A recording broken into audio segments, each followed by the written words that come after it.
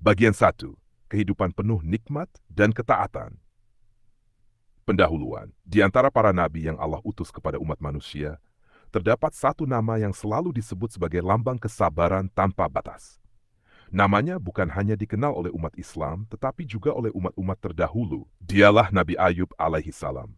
Kisah Nabi Ayub bukanlah kisah tentang keajaiban semata, melainkan kisah tentang hati yang tetap suci saat dunia runtuh, tentang iman yang tidak goyah, ketika semua alasan untuk berputus asa telah datang bertubi-tubi. Namun sebelum ujian yang luar biasa itu menimpa beliau, Nabi Ayub hidup dalam keadaan yang sangat mulia, penuh nikmat, dan dilimpahi karunia dari Allah Subhanahu wa Ta'ala. Bagian pertama ini akan mengajak kita menelusuri siapakah Nabi Ayub, bagaimana asal-usulnya, serta bagaimana kehidupan beliau sebelum ujian besar yang kelak menjadikannya teladan sepanjang zaman. Nasab dan kedudukan Nabi Ayub AS. Para ulama menyebutkan bahwa Nabi Ayub AS adalah keturunan dari Nabi Ibrahim AS.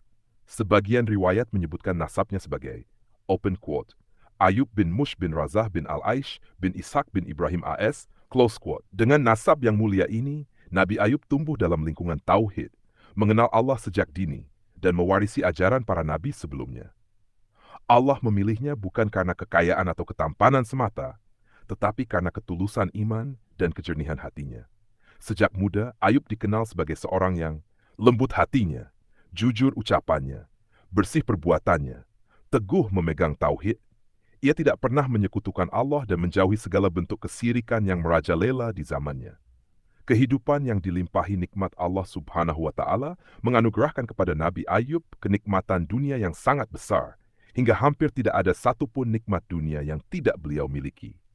1. Kekayaan yang melimpah. Nabi Ayub adalah seorang yang sangat kaya. Ia memiliki ladang yang luas dan subur, kebun-kebun yang menghasilkan buah berlimpah, ternak yang banyak, unta, sapi, kambing, dan domba, para pekerja dan penggembala yang setia. Namun kekayaan itu tidak pernah menguasai hatinya. Ia memandang harta sebagai amanah, bukan tujuan hidup.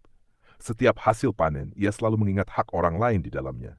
Ia dikenal sebagai orang yang suka bersedekah secara diam-diam, menolong fakir miskin, membantu anak yatim dan janda, menyantuni musafir yang kehabisan bekal. Tidak ada seorang pun yang datang meminta pertolongan kepada Nabi Ayub, kecuali ia pulang dengan wajah bahagia. Selain harta, Allah juga menggerahkan kepada Nabi Ayub keluarga yang harmonis dan penuh cinta. Ia memiliki istri yang sangat saleha, anak-anak yang berbakti dan sehat, rumah tangga yang dipenuhi zikir dan syukur. Istri Nabi Ayub bukan hanya pendamping hidup, tetapi juga pendamping iman. Ia membantu suaminya dalam ketaatan, mendidik anak-anak dalam tauhid, dan senantiasa mengingatkan keluarganya untuk bersyukur kepada Allah. Setiap pagi dan petang, rumah Nabi Ayub dipenuhi dengan doa, jikir, puji-pujian kepada Allah. Tidak ada kesombongan di rumah itu, meskipun mereka hidup dalam kelimpahan. 3. Kesehatan dan kehormatan. Allah juga memberikan Nabi Ayub tubuh yang sehat, kekuatan fisik, wajah yang berseri, kedudukan yang mulia di tengah masyarakat. Ia dihormati bukan karena kekayaannya, tetapi karena akhlaknya. Setiap perselisihan sering diserahkan kepadanya karena ia dikenal adil dan bijaksana. Banyak orang datang meminta nasihat, dan Nabi Ayub selalu mengingatkan mereka untuk, open quote, takutlah kepada Allah dalam keadaan tersembunyi maupun terang-terangan. Ibadah Nabi Ayub. Di balik semua nikmat dunia itu, Nabi Ayub adalah seorang hamba yang sangat tekun beribadah. Ia bangun di malam hari untuk bermunajat. Ia berpuasa di siang hari.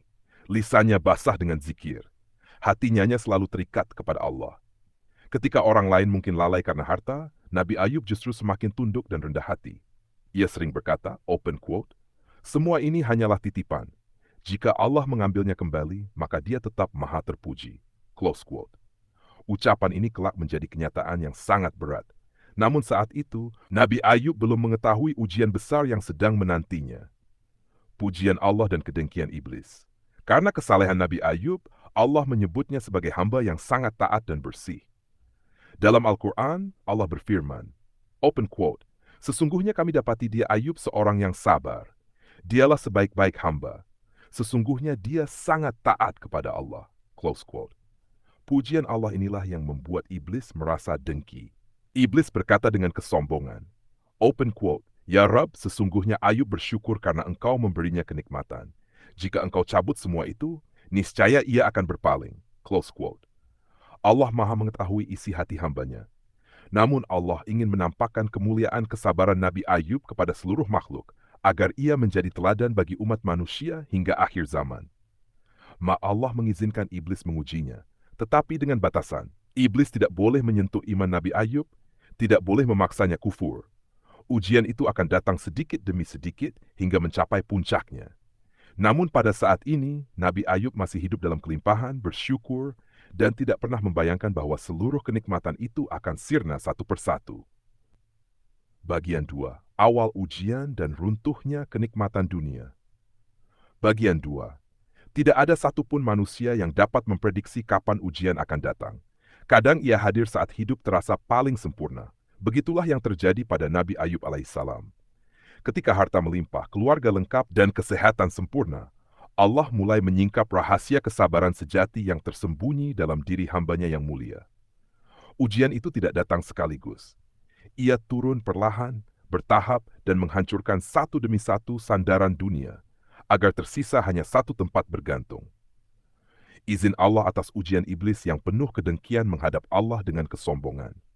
Ia mengira bahwa keimanan Nabi Ayub hanyalah akibat dari limpahan nikmat dunia. Maka Allah mengizinkan iblis menguji Nabi Ayub, bukan karena ragu terhadap iman beliau, tetapi agar kesabaran Nabi Ayub menjadi pelajaran bagi seluruh makhluk. Namun Allah menetapkan batas.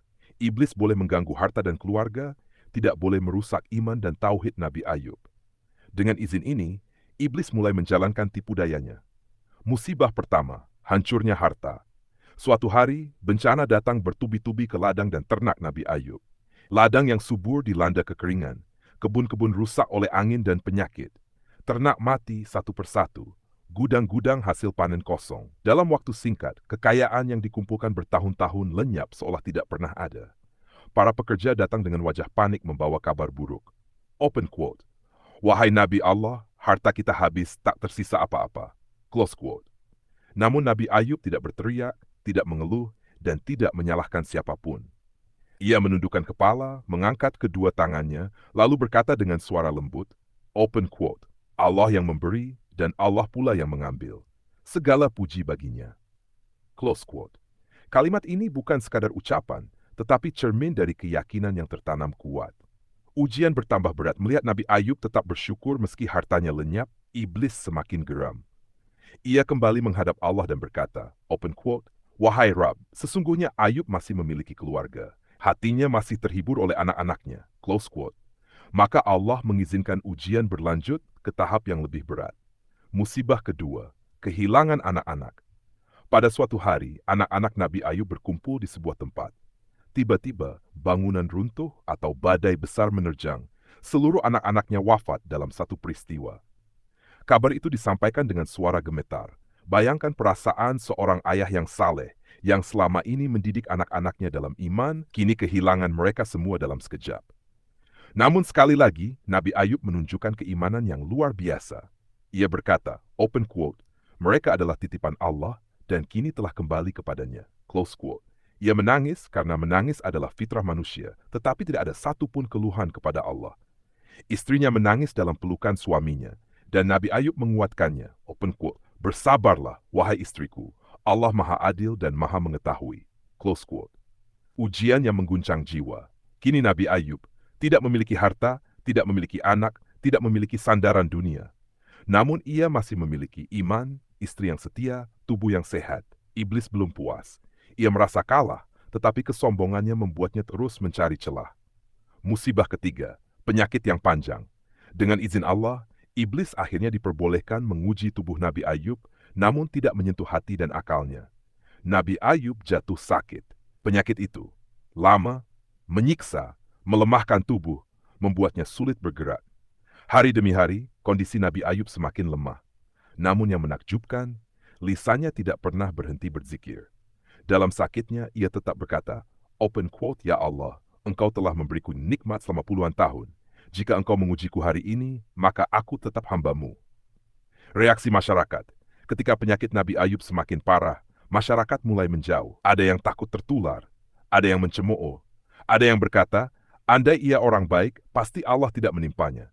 Satu persatu orang meninggalkan Nabi Ayub hingga akhirnya ia diasingkan, dijauhkan dari pemukiman, tinggal di tempat terpencil. Namun istrinya tetap setia, merawatnya dengan penuh cinta, meski harus bekerja keras sendiri demi menyambung hidup. Bisikan iblis. Melihat kondisi ini, iblis mencoba cara terakhir, membisikkan keputusasaan. Ia berkata, open quote, "Wahai Ayub, sampai kapan engkau bersabar? Lihatlah hidupmu. Mana nikmat Tuhanmu?" Close quote. Namun Nabi Ayub menjawab dengan hati yang tenang. Open quote. Jika aku bersabar dalam nikmat, maka aku akan lebih bersabar dalam ujian. Quote. Kalimat ini mematahkan tipu daya iblis. Penutup bagian 2. Pada titik ini Nabi Ayub telah kehilangan harta, anak, kesehatan, kedudukan sosial. Namun ia tidak kehilangan iman dan itulah kemenangan sejati. Ujian belum berakhir. Bahkan yang terberat belum datang. Kisah Nabi Ayub AS, bagian 3. Tahun-tahun penderitaan dan kesabaran tanpa batas. Pendahuluan. Bagian 3, jika pada bagian sebelumnya kita menyaksikan runtuhnya seluruh sandaran dunia Nabi Ayub alaihi salam, maka pada bagian ini kita akan memasuki fase paling berat dalam kehidupan beliau. Masa di mana ujian tidak lagi berlangsung hari atau bulan, tetapi bertahun-tahun lamanya. Kesabaran Nabi Ayub bukanlah kesabaran sesaat, melainkan keteguhan iman yang terus bertahan meski harapan manusiawi telah habis. Inilah bagian kisah yang menjadikan Nabi Ayub simbol kesabaran sejati hingga hari kiamat. Penyakit yang berkepanjangan. Penyakit Nabi Ayub tidak sembuh dalam waktu singkat. Para ulama menyebutkan bahwa beliau diuji selama bertahun-tahun, bahkan sebagian riwayat menyebutkan hingga belasan tahun.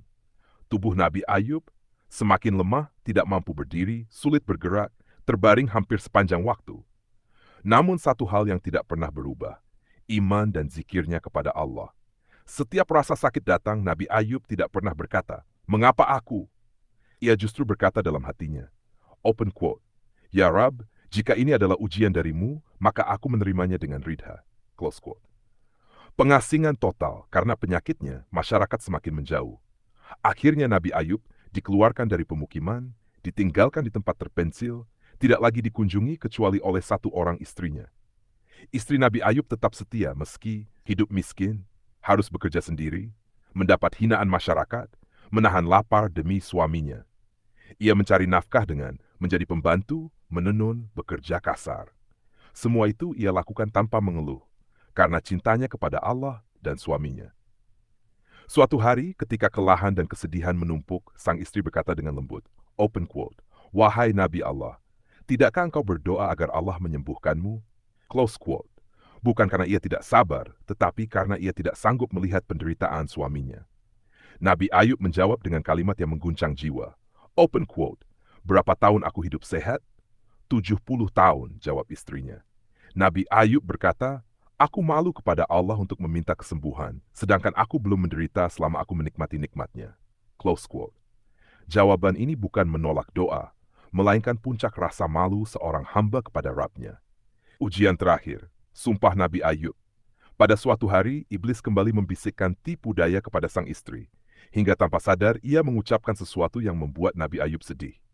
Dalam kondisi lemah, Nabi Ayub bersumpah, open quote, "Jika Allah menyembuhkanku, aku akan memukulmu 100 kali." Close quote. Sumpah ini bukan karena kebencian, tetapi karena beratnya tekanan ujian. Namun sumpah ini kelak akan diselesaikan Allah dengan penuh kasih sayang. Doa Nabi Ayub yang abadi. Pada puncak penderitaan, ketika tubuh melemah, dunia menjauh, hanya Allah yang tersisa. Maka Nabi Ayub berdoa, bukan dengan tuntutan, melainkan dengan pengaduan penuh adab. Open quote, "Rabbi masaniya durru wa anta arhamur rahimin." Ya Tuhanku, sesungguhnya aku telah ditimpa penyakit, dan Engkau adalah Tuhan yang maha penyayang di antara semua penyayang. Close quote. Doa ini tidak menyebut permintaan secara langsung, tetapi Allah maha mengetahui isi hati hambanya. Allah mengabulkan doa, Allah tidak pernah menelantarkan hamba yang sabar. Maka Allah berfirman kepada Nabi Ayub, open quote, "Hantamkanlah kakimu, inilah air yang sejuk untuk mandi dan minum." Close quote. Dengan izin Allah, penyakit Nabi Ayub mulai sirna. Kisah Nabi Ayub Ashes, bagian 4, kesembuhan, pemulihan, dan rahmat yang berlipat, pendahuluan. Bagian 4, setelah bertahun-tahun penderitaan yang sunyi, Setelah doa yang keluar dari hati yang paling dalam, tibalah saat rahmat Allah turun tanpa batas. Inilah bagian kisah yang menunjukkan bahwa pertolongan Allah selalu datang tepat pada waktunya dan bahwa kesabaran tidak pernah sia-sia. Kesembuhan Nabi Ayub bukan sekadar berakhirnya sakit, tetapi permulaan kehidupan baru yang dipenuhi kemuliaan dan hikmah. Perintah Allah yang penuh kasih, Allah Subhanahu wa Ta'ala, tidak menyembuhkan Nabi Ayub dengan cara yang biasa. Allah ingin menunjukkan bahwa kesembuhan datang dari ketaatan, bukan dari kekuatan manusia. Allah berfirman kepada Nabi Ayub, open quote, "Hantamkanlah kakimu, inilah air yang sejuk untuk mandi dan minum," close quote. Dengan sisa kekuatan yang ada, Nabi Ayub mengentakkan kakinya tanah. Maka dengan izin Allah, mata air memancar. Airnya jernih dan sejuk, membawa keberkahan dan kesembuhan. Kesembuhan yang sempurna. Mandi dengan air itu, meminumnya, berserah diri sepenuhnya kepada Allah. Maka seketika, penyakit sirna, kulit kembali sehat, tubuh menjadi kuat, rasa sakit lenyap sepenuhnya. Seolah-olah penyakit bertahun-tahun itu tidak pernah ada. Allah menyembuhkan Nabi Ayub, lahir dan batin, jasad dan ruh. Pertemuan kembali dengan sang istri. Ketika istrinya kembali dari bekerja, ia terkejut melihat seorang laki sehat, wajah berseri, tubuh kuat, berdiri di hadapannya. Ia tidak mengenali suaminya pada awalnya. Ketika Nabi Ayub berkata, open quote, "Wahai istriku, aku adalah Ayub," close quote. Air mata mengalir deras. Tangis haru bercampur syukur memenuhi tempat itu. Allah telah mengembalikan suami saleh pemimpin keluarga hamba yang dicintainya. Penyelesaian sumpah dengan rahmat Nabi Ayub teringat sumpahnya, memukul istrinya 100 kali. Namun Allah Maha Pengasih. Allah tidak ingin seorang istri salehah disakiti. Maka Allah berfirman, open quote, "Ambillah seikat rumput, lalu pukullah dengannya, dan janganlah engkau melanggar sumpah." Dengan ini, sumpah terpenuhi. Tidak ada rasa sakit, tidak ada kezaliman.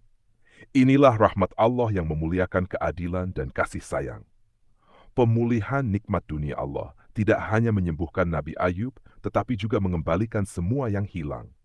Allah berfirman, open quote, "Dan kami anugerahkan kepadanya keluarga, dan kami lipat gandakan jumlah mereka sebagai rahmat dari kami, dan pelajaran bagi orang-orang yang berakal."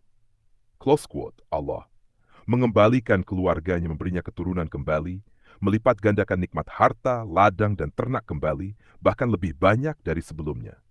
Kehidupan baru Nabi Ayub AS. Namun yang paling berharga bukanlah harta atau kesehatan, melainkan kedalaman iman Nabi Ayub setelah ujian. Kini ia lebih tawadujiu, lebih penyayang, lebih bijaksana, lebih dekat kepada Allah. Ia menjadi teladan hidup bukan hanya dalam sabar, tetapi juga dalam syukur setelah kesembuhan. Baik, berikut kisah lengkap Nabi Ayub AS bagian 5. Disusun reflektif, penuh hikmah, dan menutup rangkaian kisah dengan kuat dan menyentuh. Bagian 5. Akhir hayat, hikmah abadi, dan teladan sepanjang zaman. Pendahuluan. Bagian 5. Setiap kisah para nabi tidak berakhir hanya dengan kemenangan dunia, tetapi dengan peninggalan nilai-nilai abadi yang hidup dalam hati orang-orang beriman. Demikian pula kisah Nabi Ayub alaihi salam. Setelah ujian yang begitu panjang, setelah kesembuhan dan pemulihan nikmat, kehidupan Nabi Ayub memasuki fase terakhir, fase ketenangan, pengabdian, dan penyempurnaan hikmah. Bagian ini bukan hanya penutup kisah, tetapi cermin bagi setiap jiwa yang pernah diuji. Kehidupan setelah ujian. Setelah Allah mengembalikan kesehatan, keluarga, dan harta Nabi Ayub, beliau tidak berubah menjadi hamba yang terlena. Justru sebaliknya, ujian panjang telah menempa jiwanya menjadi semakin bening. Nabi Ayub menjalani sisa hidupnya dengan ibadah yang lebih khusyuk, hati yang lebih lembut, kepedulian yang lebih besar terhadap orang-orang yang menderita. Ia sering berkata kepada kaumnya, open quote, "Aku mengenal rasa sakit, maka jangan pernah meremehkan penderitaan orang lain," close quote. Orang-orang yang dahulu menjauhinya, kini kembali. Namun Nabi Ayub tidak mencela, tidak menyimpan dendam, tidak mengungkit masa lalu. Ia memaafkan dengan lapang dada sebagaimana Allah telah melapangkan rahmatnya kepadanya. Nabi Ayub sebagai guru kesabaran Allah menjadikan Nabi Ayub saksi hidup tentang makna sabar yang hakiki. Kesabarannya bukan pasrah tanpa usaha, diam tanpa iman, lemah tanpa apa, tapi sabar yang aktif, Sabar yang penuh keyakinan, sabar yang terus beribadah meski hati terluka. Karena itulah Allah mengabadikan namanya dalam Al-Quran, bukan hanya sebagai nabi, tetapi sebagai standar kesabaran. Open quote. Sesungguhnya kami dapati dia seorang yang sabar. Dialah sebaik-baik hamba. Akhir hayat Nabi Ayub AS. Ketika usia Nabi Ayub mendekati akhirnya, ia berada dalam keadaan sehat tenang, dikelilingi keluarga, dipenuhi zikir dan syukur. Ia wafat bukan dalam kesakitan, melainkan dalam ketenangan sebagai hamba yang telah menunaikan amanahnya. Kepergiannya tidak disertai ratapan berlebihan, karena orang-orang yang mengenalnya tahu. Open quote. Nabi Ayub telah menang, bukan atas dunia, tetapi atas dirinya sendiri. Hikmah besar dari kisah Nabi Ayub AS. Dari kisah Nabi Ayub, kita belajar banyak pelajaran besar. Nikmat dan ujian sama-sama dari Allah. Keduanya bukan tanda cinta atau benci, tetapi cara Allah mendidik hambanya. 2. Kesabaran. Tidak menghapus rasa sakit, tetap merasakan sakit, tetapi tidak kehilangan iman. Doa paling kuat adalah doa yang beradab. Nabi Ayub tidak menuntut, tetapi mengadu dengan penuh tawadu. Allah tidak pernah menyia-nyiakan kesabaran. Kesudahan orang yang sabar selalu lebih indah daripada awal ujiannya. Pasangan saleh adalah nikmat terbesar. Kesetiaan istri Nabi Ayub adalah pelajaran tentang iman dalam rumah tangga. Relevansi kisah Nabi Ayub di zaman sekarang. Di zaman modern, manusia diuji dengan penyakit, kehilangan pekerjaan, kehancuran keluarga, tekanan mental dan sosial.